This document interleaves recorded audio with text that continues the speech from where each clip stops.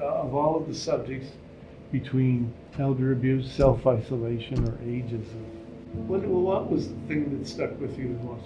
Listening to those stories that the seniors had brought up in those sessions and how they were struggling with it was really important to hear. People can go through many types of bullying, from online bullying, cyberbullying, and there was some incidents, senior bullying. They're just like the rest of us. They're just normal human beings. In the group, I heard a bunch of stories about how they were in a retirement home or whatever, and they were financially abused. Like they weren't allowed the right to have their own money, and they were being financially taking their money away from them, not giving them less stuff in their day-to-day life. With the little money they already get from their social security, it's just not fair that they're being taken, and they're just too afraid to admit it, or they don't even know that they're being financially abused, and they just think it's normal. How did I get started with the Intergenerational project? Well, I wrote a book on elder abuse. One old guy who I thought was pretty tough, and he got the book and he came in and he said, I was just on the tip of my seat. He said, I never realized it was that bad out there.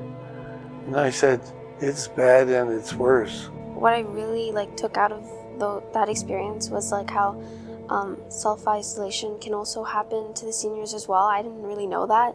I thought it was just us that we would go through that, but it was something new that I learned. I have participated in many ways, such as giving my opinions in different ways, and how bullying goes on in this generation, and how we could try to avoid it, and how it's important to share our knowledge with the seniors. Maybe it could help. We have to give them more respect because they're older than us, because respect your elders. Bullying isn't something that should be normalized. It should be something that is fought against and stopped in society. I have had lots of experience looking after older people and their problems. I said, I'm really looking for someone to tell me the story from the perspective of people coming to Canada, not the ones who are already here. From what we're always being taught, at school, how to deal with our own bullying with other kids our age. So it was never really a topic about elder abuse and bullying being a really common topic brought up at school. So just being in those sessions, it really brought new insight for me, and I was introduced to this whole new side of bullying. I know what they're feeling, I know what they're thinking a little bit more now. Because before I thought they were all strict,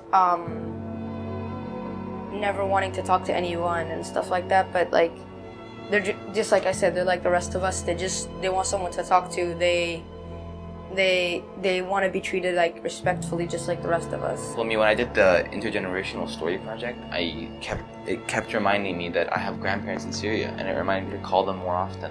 What you see here is a product of the mind of my partner, Sabby Duffy. All of these people exist.